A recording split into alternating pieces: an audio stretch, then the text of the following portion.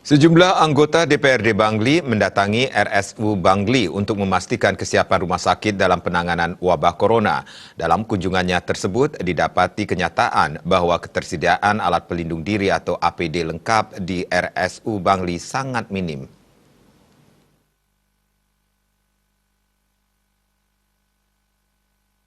Di tengah minimnya APD yang dimiliki, beberapa justru dipinjam Dinas Kesehatan Bangli. Terkait hal itu, Dewan pun kembali mendesak Bupati Bangli segera mengeksekusi dana tak terduga, salah satunya untuk pengadaan APD.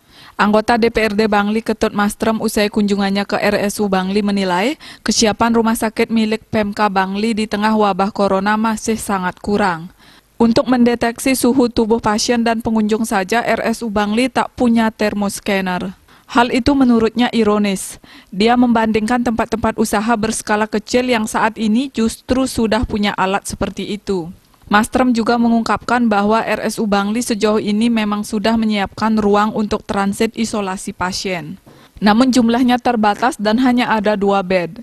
RSU Bangli perlu melakukan langkah antisipasi dengan menambah ruang isolasi. Ia menyoroti soal ketersediaan APD di RSU Bangli. APD yang dimiliki RSU Bangli sangat terbatas, padahal APD dibutuhkan oleh tenaga medis sebagai garda terdepan untuk menangani pasien terutama yang terindikasi terpapar corona. Mastrem menyayangkan di tengah minimnya APD yang dimiliki RSU, beberapa justru dipinjam Dinas Kesehatan.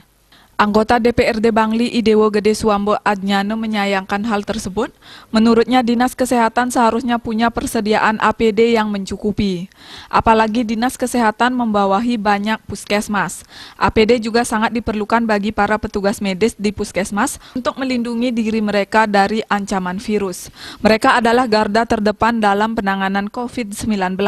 Suambo dan Mastrem pun mendorong Pemka Bangli sesegera mungkin mengeksekusi dana tak terduga untuk memenuhi kebutuhan dalam upaya pencegahan dan penanggulangan wabah COVID-19.